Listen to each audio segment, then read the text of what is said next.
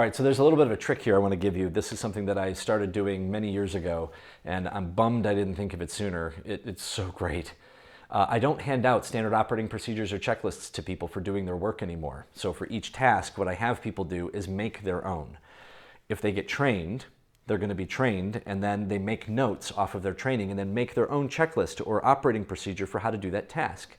Then the person who trained them, which we'll talk about in a minute, they go over it to see if there's anything that they missed. This produces clarity about how to do the task and ownership of doing the task very quickly.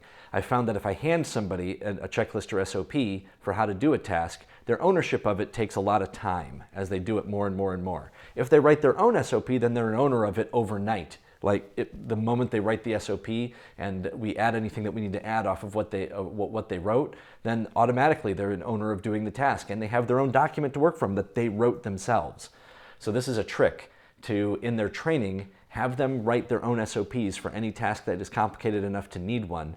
And then after they've had that task, and they've done the SOP well, then we can sign them off as trained because we know they've done the SOP and we've signed off that the SOP has everything in there that it's supposed to have.